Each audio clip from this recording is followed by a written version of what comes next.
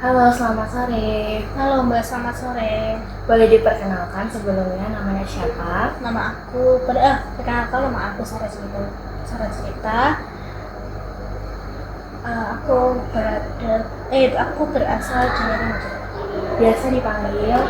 Bisa dipanggil Sarah. Oke, baik Kak Sarah, perkenalkan nama saya Carissa Ramadhani Laksani, biasa dipanggil Ista, terserah Kak Sarah aja, senyamannya aja. Apakah ini sesi konseling pertama Kak Sarah atau sebelumnya sudah pernah? Sebelumnya sih pernah, tapi nggak ngantar teman aja sih. Kayak kayak kayak tanya-tanya temen konseling itu gimana itu sih Mbak. Tapi kalau untuk sesi konselingnya langsung belum. Oh, jadi cuma sekilas tahu dari teman gitu ya. Kalau boleh tahu, Kak Sarah ini tahu sesi konseling saya itu dari mana? Sosial media atau dari temannya tadi? Dari temen yang tadi sih Mbak. Kayak temen aku kan selalu cerita ke temen aku kalau aku merasa butuh, entah itu ketemu orang, entah ketemu keluarga besar, terus entah itu di depan orang. Kayak kalau banyak orang itu aku kayak gugup dan kayak jantungnya kayak deg deg deg deg kayak Berdebar. kayak gitu. Terus juga aku kayak pusing kalau menghadapi semua orang. Kalau misalnya di ruangan itu banyak orang, itu aku kayak ngerasa pusing, terus kayak kayak gitu. Jadi kayak gugup berlebihan gitu loh. Makanya aku sering cerita gitu ke temen aku. Jadi temen aku bilang, coba deh kamu konseling, mungkin kamu butuh penanganan. Kalau memang dari konselingmu nggak ada penanganan, maksudnya penanganannya itu penanganannya dari sesi konselingmu atau dari konselormu kurang, kamu bisa lanjut ke psikolog tapi dengan bantuan Saya. Oke, jadi ini sesi pertama konseling Kak Sarah ya. Iya. Jadi izinkan saya untuk menjelaskan ininya sih asas-asas konselingnya aja supaya Kak Sarah tuh ngerti ke depannya nanti. Untuk yang pertama itu ada asas kerahasiaan. Jadi Kak Sarah itu bisa cerita ini ke saya itu secara bebas gitu, dan itu tuh bersifat rahasia gitu loh, nggak akan saya bocorkan ke lainnya. Terus yang kedua ada asas keterbukaan, jadi Kak Sarah bebas bercerita tadi gitu kan. Terus yang ketiga itu asas kesukarelaan, tadi kan Kak Sarah kan nggak dipaksa temen ya untuk kesini, tapi kan kemauannya sendiri gitu. Terus juga ada nanti kalau misalnya Kak Sarah ini merasa marah, itu jangan sampai melukai saya atau melukai diri sendiri, bahkan merusak barang-barang sekitar. Terus nanti untuk waktunya kurang lebih 30 menit sih Kak Sarah, apakah cukup? Mungkin untuk kalau ini kayak cukup ya Mbak, soalnya saya mungkin cuman butuh cerita aja gimana sih biar saya nggak merasa berlebihan kayak gitu.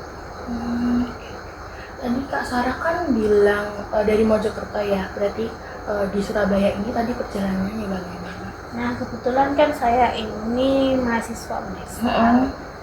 Nah saya ini di sini itu kos Mbak. Kos. Jadi tadi kesini sih diantar temen. diantar yang temen tadi itu ya. Jadi perjalanannya aman ya Kak, nggak ada kendala ya? Gimana ya Mbak, ada kendala sih, tadi sedikit macet, jadi kayak saya macet banyak orang, kayak langsung kayak kayak gitu, sampai temen yang jauh aku sampai piye ya terulang kayak gugup gitu loh. Oh, jadi gugup ini tuh juga sampai ke kayak misalnya kalau kena macet Kak Sarah juga gugup gitu ya? Iya kan, jadi kayak takut, entah takut kayak aku takut kayak diserempet orang. Jadi kan itu mau menjadi ketakutan, kecemasan saya atau Mbak. Jadi kalau setiap ketemu orang selalu kayak gitu. Berarti itu sangat mengganggu perkuliahan Kak Sarah ya? di awal-awal iya, tapi lama kelamaan karena memang udah kenal, lama-lama kenal, jadi ya biasa aja. Saya itu kayak kayak ketemu orang baru itu baru kayak gugup gitu loh, kayak nggak bisa kata-kata, terus jangan berdebar-debar. Tapi kalau lambat laun itu lambat laun kan kenal mbak, jadi ya kayak biasa aja. Ini aja yang saya ini merasa kayak cemas kalau ketemu mbaknya, soalnya kan orang pertama yang saya kenal, jadi kayak saya ini ya itu, ini aja tangan saya kayak masih dingin mbak, soalnya karena Iya, iya. Berarti ini sekarang sedang gugup ya, Kak Sarah? nah iya sih mbak, makanya saya sering-sering melihat ke atas, soalnya bukan apa ya, cemas lah mbak. Tapi nyaman ya kalau misalnya kita melanjutkan cerita gitu. Boleh, saya nyaman kok mbak, saya nyaman kalau diajak cerita, tapi ya mohon maaf ya kalau memang mata saya ke kanan ke kiri, terus tangan saya Nggak bisa diem gitu. saya emang oke, dari awal saya bilang saya ini kayaknya cemas, gugupan. Nggak apa-apa sih. Tadi kan ngomong kalau misalnya ketemu orang baru, bahkan saya juga itu Kak Sarah merasa gugup. Berarti itu awal-awal kalau Kak Sarah semester berapa? Semester 3. Ya berarti kan kalau semester 1 kan ketemu teman-teman baru itu juga gugup. Oh iya, sampai pada saatnya saya ada temen yang ngajak ngomong gitu, baru kayak saya tanggapin. Jadi gimana ya mbak, saya ini kayak gugup kalau ngajak ngomong orang baru, terus saya juga cemas, tangan saya kadang itu dingin, keluar air, apa keluar keringat kayak gitu, jadi kayak takut gitu. Itu sih mbak. Kalau misalnya ada kayak tugas kelompok itu, apakah juga Kak Sarah merasa gugup menyampaikan pendapatnya gitu? Iya, kadang kalau buat penyampaian kelompok kadang ya ngerasa kayak gitu. Jadi kayak kebanyakan ngomong oh iya kayak gitu loh kak. Jadi mikir dulu gitu loh. Terus ada itu tangannya kan ini gimana ya? Tangannya tuh kadang kayak gitu loh mbak. Jadi ya itu. Terus kadang kayak kalau sama teman-teman kalau masih baru ya, saya kayak diem mengenali dulu lah kayak gitu. Dilihat dulu orangnya kayak gimana gitu ya. Berarti ini juga mengganggu presentasi Kak Sarah dong. Kan tadi kan kelompok kan Kak Sarah bilang kalau mau menyampaikan pendapat itu kan gugup. Berarti waktu presentasi juga gugup kan? Iya, waktu presentasi di kelas juga kan kalau awal-awal aku merasa ya emang kayak gemetar. Kadang itu kalau aku presentasi di depan teman-teman yang baru aku kenal itu kadang itu kaki itu kayak geter, terus tangannya kayak keluarin keringat sendiri, terus tangannya kayak geter, terus kayak ini gue kayak duduk gitu. Awal-awal itu gitu mbak, terus temenku itu kayak mungkin setelah aku cerita sama temanku ini yang ngajak aku kesini itu, dia ngomong is okay, gak apa-apa, tapi waktu presentasi tetap gitu. Udah diyakinkan sama temennya, ternyata masih tetap gugup gitu ya. Soalnya kan masih baru pertama kenal sama orang, jadi rasa kayak ya itulah. Tapi sampai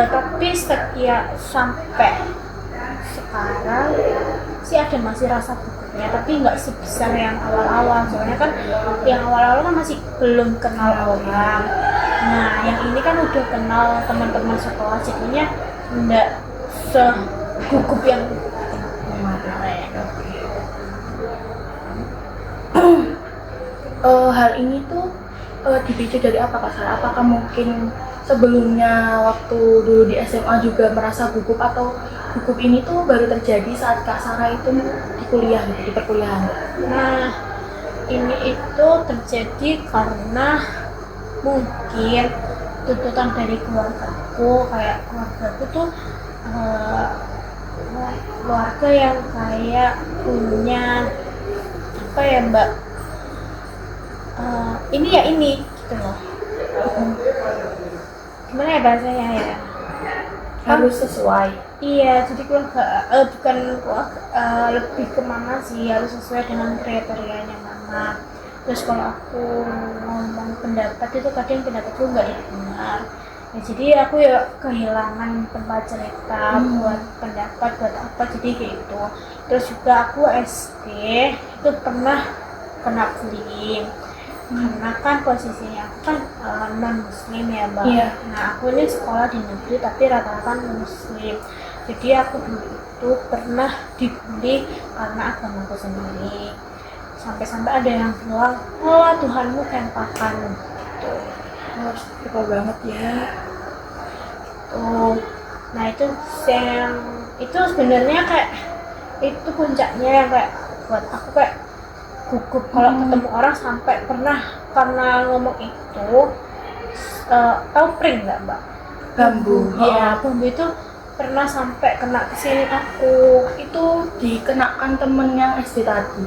bukan itu bukan teman, tapi itu kakak kelas. Oh, kakak kelas. Itu yang membuli Mbak Sarah tadi ya, yang non-is gara-gara itu. Bukan. Dia itu bukan nonis tapi dia itu muslim. Iya, dia mostly membuli Kak Sarah yang non-is itu kan. Benar. Ngelempar aku kan di sekolah kan ada kayak kayak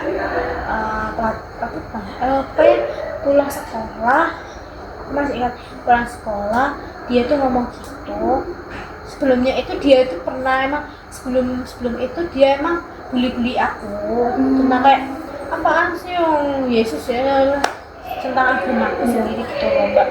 Terus puncaknya itu tadi yang membuat kayak aku itu gak bisa bersuara. Terus aku takut ketemu orang itu. Waktu aku pulang itu dia bilang kayak gitu, yang sampah gitu kan. Habis itu dilempar bambu terus kena ini aku tuh. Itu yang kayak membuat kayak diriku tuh takut, terus gugup ketemu orang yang baru, padahal aku gak kenal dengan kakak tingkat ini, tapi aku digituin waktu SD. Itu sih sering Mbak, aku SD kelas 1 pernah dibully, terus SD kelas 2 dibully, sampai puncaknya itu kalau nggak salah itu SD pokoknya sampai SD itu saya dibully itu udah. Itu yang membuat kayak diriku kayak pendiam, terus gak mau bicara, terus gak mau berpendapat, terus ketemu orang kayak takut karena mikirnya itu dia tuh kalau mendekati aku mungkin dia bakalan musik diri aku gitu loh Mbak. Paham nggak maksud aku? Jadi Kak Sarah itu takut hal yang dulu waktu SD itu terulang lagi gitu ya. Iya, aku takut kayak aku kan nggak ngapa-ngapain orang-orang sekitar ya Mbak, tapi kenapa orang-orang sekitar ini gituin aku. Jadi kalau orang-orang yang baru itu kalau aku ngeliat orang baru itu gugupnya karena itu aku takut kalau memang terjadi kayak gitu lagi, entah itu bullying, entah itu kayak apaan sih, kayak pendapat aku itu gak diterima atau gimana. Jadi ada ketakutan gitu loh kalau ketemu orang. Soalnya SMP itu aku SMP itu kan aku corona. Iya, corona. Jadinya interaksinya kan kurang. Jadinya ya itu tadi kayak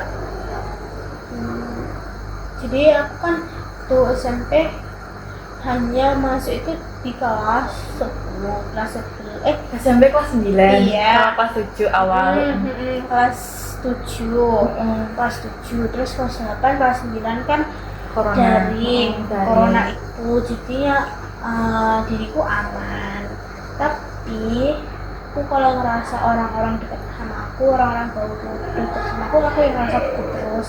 Soalnya aku ngerasa orang ini bakalan mencelakai diri aku, entah itu kayak waktu SD mukul atau ngelempar atau membuat kata-kata yang enggak enak ke aku. Jadi kayak diriku kayak kalau ketemu orang, ini orang pasti negatif ke aku. Jadi Mbak Sarah itu berpikir bahwa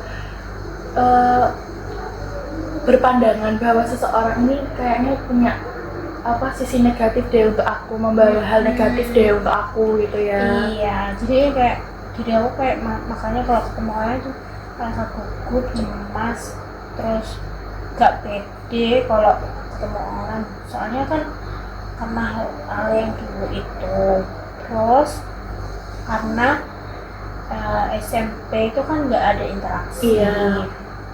Lalu SMA itu kan baru ada interaksi kalau Mbak Kelas 10 itu ya. Nah, kalau yang waktu SMA ini, karena aku juga ikut organisasi biar aku kan gak gugupan apa gitu Mbak. Nah, itu bisa teratasi. Soalnya aku punya lingkungan yang mendukung waktu SMA. Pembinaan yang baik, terus wakil kesiswaannya juga baik, semuanya baik.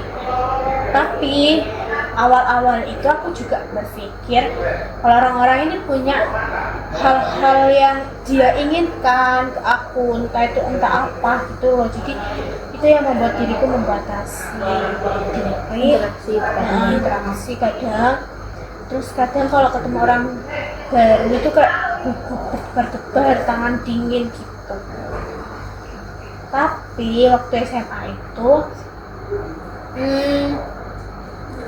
apa ya Mbak, waktu SMA itu memang benar lingkungannya baik, tapi apa ya, Lingkungan di luar organisasi gimana?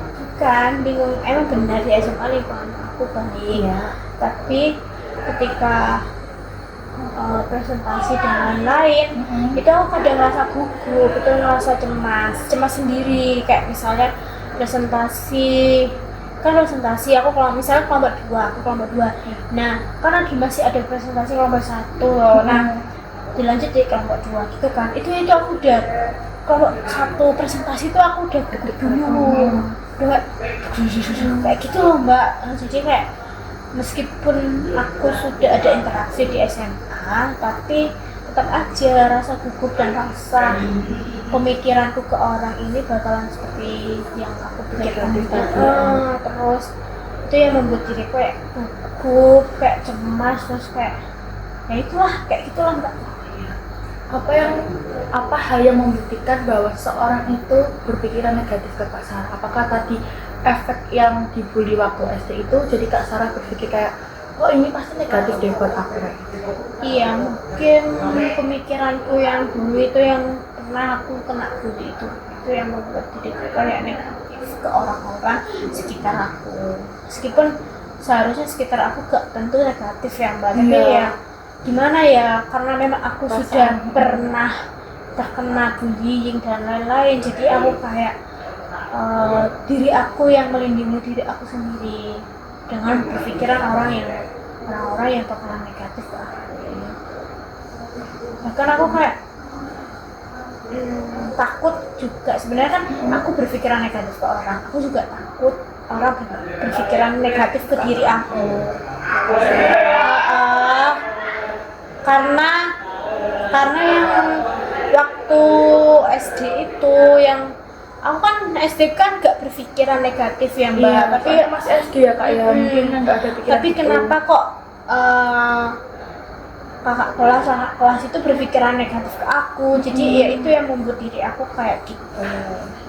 Terus jadi ketemu orang baru itu kayak ini orang negatif, terus tapi aku memikirkan apakah orang berpikir negatif ke aku, itu yang kayak membuatku gugup kayak gitu.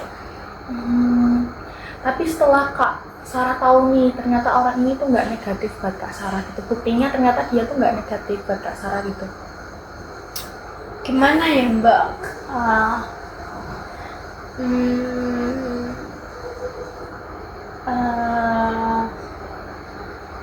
Kan emang ada orang yang baik aku kayak positif lah ke aku, tapi satu sisi aku rasa negatifku itu masih belum hilang. bisa hilang. Terus gimana itu sih. Oh gitu ya Kak. Ya memang dia mungkin aku berpikir dia baik. Nah berarti ketika dia baik itu rasa gugupku nggak ada di dia, tapi kepada orang-orang yang baru itu yang membuat diriku gugup. Jadi Kak Sarah tuh harus kenal dulu orangnya secara Iya. deket gitu ya. Tapi emang awalnya kayak mikir, oh ini ternyata kayaknya negatif deh buat aku. Tapi ternyata waktu dideketin, oh enggak, ternyata membawa pengaruh positif. Jadi nggak gugup. Tapi sedangkan mungkin ke orang-orang lain yang ternyata itu membawa negatif, belum kenal membawa negatif itu Kak Sarah merasa gugup gitu ya. Gugupnya tuh tadi kan ketakutan ya Kak ya. Ternyata ada banyak gitu ketakutan pas saat presentasi, terus kenal sama orang lain juga gitu kan. Terus tadi waktu naik motor juga ternyata berpikiran takut keserempet gitu ya. Karena kan nggak kenal toh Mbak orang-orang yang di jalan. Itu. Jadi hal itu tuh udah berlangsung dari Kak Sarah SD ya ternyata. Iya, kalau gugupnya itu kalau gugupnya itu emang SD, waktu SD disuruh tampil entah kayak tugas individu, mungkin tugas bukan kayak tugas individu kayak baca pidato atau gimana sih gitu. Itu aku udah muncul rasa gugup aku waktu SD. Meskipun waktu itu udah kenal teman-teman, tapi ya itu tadi. Terus waktu SMP itu kan cuma interaksi bentar. Iya, corona tadi. Nah kebetulan juga SMP kan nggak ada kayak presentasi. Ya ngerjain kayak tugas di paket atau ke tugas di LKS gitu kan. Terus ya udah cuma itu aja.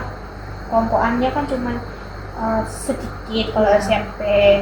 Nah baru tuh yang presentasi dan lain-lain itu di SMA. Di situ aku kayak merasa banget untuk rasa gugup aku sampai lambat laun sampai jadi mahasiswa. Ya tadi Kak Sarah sempat ngomong kalau dari orang tua ya, terutama mama itu. Berarti apakah dari mama itu yang membuat Kak Sarah SD tadi itu merasa gugup? Iya, aku nggak tahu ya dari mana rasa gugup aku ya Mbak. Tapi aku pernah ceritakan kalau aku giniin, terus tanya mama kan, alah cuman gitu aja, gak apa-apa, gak usah direken, gak usah dipeduliin orang-orang kayak gitu, cuman gitu aja. Terus gak ada kayak gak ada laporan tak apa gitu.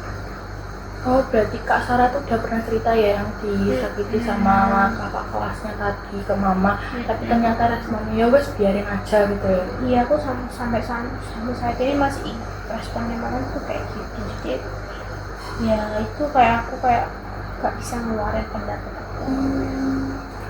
Ternyata di keluarganya Kak Sarah juga takut berpendapat gitu ya. Takut berpendapat. Tapi setelah aku ikut OSIS itu, SMA ya. organisasi itu, jadi aku kayak nggak takut lagi berpendapat. Jadi yang berpendapatnya Kak Sarah udah berkurang ya, maksudnya udah berani mengungkapkan pendapatnya gitu.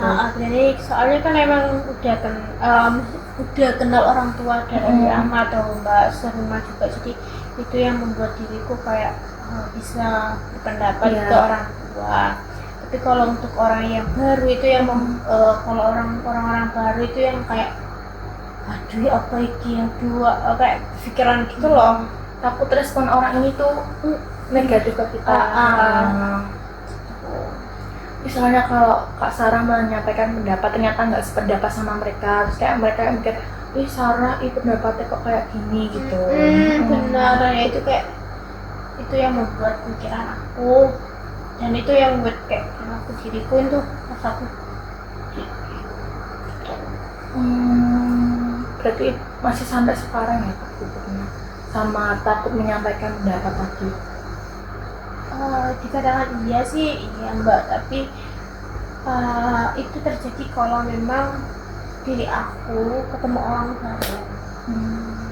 Tapi kan kalau di perkuliahan ini kan kalau awal-awal iya, soalnya kan di semester 1 memang iya kayak gitu, tapi sekarang kan sudah semester 1 kan jadi ya itu Udah tadi kenal. sudah kenal jadinya udah berani untuk kayak mengungkapkan pendapatnya, kayak menurut diriku tuh gini gini gini. Di kelompokan juga udah kayak udah berani kayak mengatakan pendapat. Ini Kak Sarah berarti ikut organisasi ya? Sekarang juga. Ini kebetulan baju PTH Oh, di fakultas. fakultas. Tapi kalau oh ya,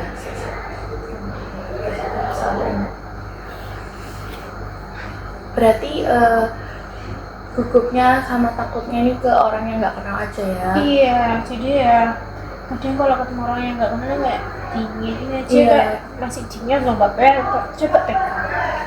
Oh dingin banget ya Kak Sarah. Padahal AC-nya mati loh. Iya itu makanya ini padahal kan baru saya kenal ini berkeringat kan mbak. Tapi sekarang masih nyaman kan Kak? Maksudnya kita udah membangun hubungan kan tadi di awal, maksudnya nggak terlalu gugup kan sekarang? Itu nggak terlalu ini tuh sih nggak terlalu kayak duk. Mungkin tangan ini sih yang Masih agak-agak dingin. rada-rada dingin. Oke. Jadi kan Kak Sarah itu ternyata itu memiliki pikiran irasional gitu loh Kak. Tadi kan yang merasa takut dan berpikiran negatif ke orang lain gitu kan. Iki jangan-jangan negatif ke aku ya, pikir aku ini loh. Ternyata kan waktu sudah kenal ternyata positif, baik ya seperti yang aku pikirkan gitu. Itu yang membuat Kak Sarah berpikiran itu apa sih buktinya yang membuat Kak Sarah itu berpikiran irasional gitu Kak? Maksudnya aku berpikir orang ini baik atau jahat gitu. Iya, buktinya itu apa sampai bisa berpikir orang ini negatif gitu. Jadi kan Kak Sarah kan ternyata memiliki sifat irasional tadi ya Kak ya, yang aku jelaskan tadi, takut berpendapat. Irasional ini gimana ya mbak? Irasional itu ternyata irasional itu pikiran negatif itu, pikiran yang tidak logis, pikiran yang mengganggu pikiran negatif yang mengganggu diri kakak gitu loh. Iya, kayak yang tadi ketakutan dalam menyampaikan pendapat gitu kan, terus berpikiran bahwa orang ini tuh memiliki aura negatif atau menimbulkan negatif ke diri kita gitu loh, kayak gitu sih. Gitu ya mbak.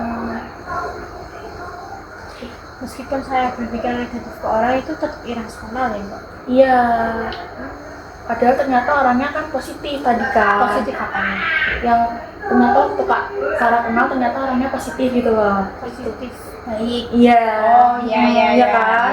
Nah itu tapi tetap irasional gitu Kak. Soalnya kan awalnya Kak Sarah tuh kayak berpikirnya tuh orang ini negatif gitu loh sebelum kenal. Iya Gitu. paham mbak. Ya. Oke mbak. Jadi mungkin Kak Sarah kita bisa itu sih mengubah pemikiran irasional itu ke rasional. Gimana ya mbak mengubah itu, soalnya kan saya kan berpikir seperti itu kan ada pengalaman yang dari dulu sampai saat ini gitu. Jadi kan tadi Kak Sarah udah tahu ya ternyata tuh Kak Sarah memiliki pemikiran rasional gitu Kak. Jadi gimana sih caranya kita supaya bisa berpikiran irasional tadi menjadi pemikiran rasional gitu kan. Nah Kak Sarah tuh bisa mencatat gitu loh Kak. Jadi Kak Sarah tuh bisa buat jurnal gitu loh Kak. Orang kan yang ditempel-tempel gitu di kertas atau buku diary lah zaman dulu tuh namanya. Nah kayak gitu. Jadi Kak Sarah tuh bisa ditulis misalnya hari ini ada presentasi nih, kelompok 5 mau presentasi, aku tuh merasa gugup gitu kan, bisa ditulis aku merasa gugup nih karena besok tuh mau presentasi gitu. Nah Kak Sarah tuh bisa merubah pemikiran irasional itu ke rasional, misalnya dengan latihan presentasi di depan kaca atau latihan public speaking gitu, jadi rasa gugupku tuh berkurang kayak gitu loh Kak. Gitu ya mbak. Gitu. Tapi kalau memang aku negatif ke pikiran orang gimana? Ke yang tadi berpikir kalau orang ini negatif gitu. Terus aku juga berpikir orang berpikir negatif ke aku juga berpikir negatif ke orang, itu gimana lah merasionalkan pikiran aku? ini misalnya contoh Kak Sarah berpikiran negatif ke saya gitu Kak. Aku negatif, berpikiran negatif ke Mbak mungkin aja.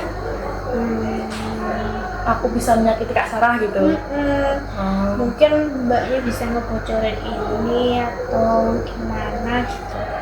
Oh berarti Kak Sarah trust isu gitu Kak.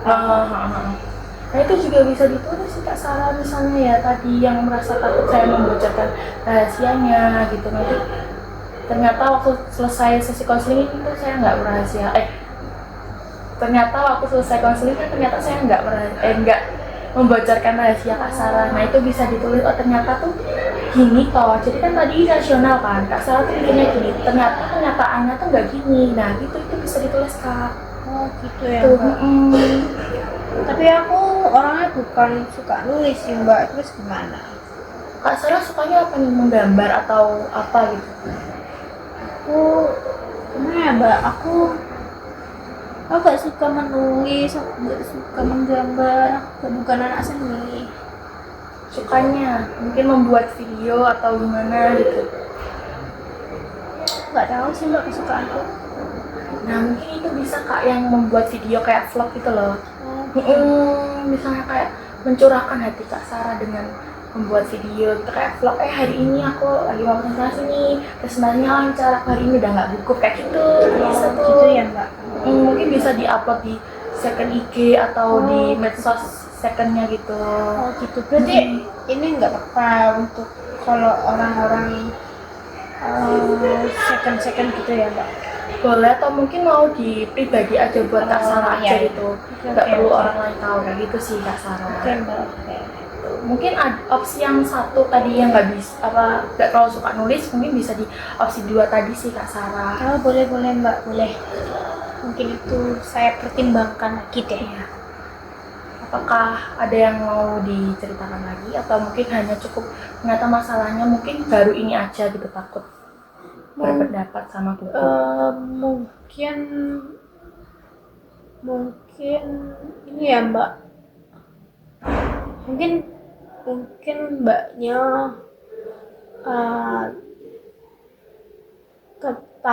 tahu cerita saya sampai saat ini aja dulu gak sih, nanti kalau dari dari yang Mbak katanya bikin vlog atau catat itu nggak bisa merubah rasa gugup saya atau rasa irasional saya, mungkin saya menghubungi Mbak atau Mbak membuat jadwal konseling lagi ke saya. Ya sih Kak Sarah, mungkin bisa sih yang tadi yang saya bilangkan tadi ya, opsi yang pertama atau kedua. Nah itu Kak Sarah mungkin bisa mencoba besok atau habis ini ya. Nah setelah itu mungkin bisa diceritakan ke saya nih lewat WA tadi kan kita udah tukeran nomor. Nah itu bisa diceritakan perkembangannya gitu kan selama Kak Sarah melakukan ini gitu. Oke, mungkin ya tadi ya Kak Sarah bisa menghubungi saya gitu kalau misalnya ada tindak lanjut dari saya gitu kan. Bagaimana nih Kak perasaan Kak Sarah setelah menceritakan semua ini? Untuk perasaan saat ini mungkin saya rasa saya bisa memberikan pendapat diri saya, terus saya juga bisa bercerita sih. Oke, terus tadi gimana nih Kak tentang pikiran irasional Kak Sarah, apakah mungkin bisa terkurangi gitu, jadi paham kayak oh ternyata tuh nggak semuanya tuh kayak gini gitu? Mungkin bisa berkurang sih Mbak dengan sejalannya waktu menurut aku ya. Kalau untuk saat ini mungkin masih saya cerna atau masih karena kan memang ini kan awal pertama kali kita bertemu, mungkin di pertemuan berikutnya yang tindak lanjut tadi mungkin bisa berkurang ya Kak Sarah. Iya. Oke, terima kasih ya Kak Sarah. Mbak Sarah dari konseling sudah selesai. Oke Kak Sarah, mungkin bisa saya sudahi ya sesi konseling ini. Saya mohon maaf bila tadi itu ada salah kata gitu ya. Oke Mbak, saya pamit pulang dulu ya. Oke, hati-hati Kak Sarah. Dadah Mbak.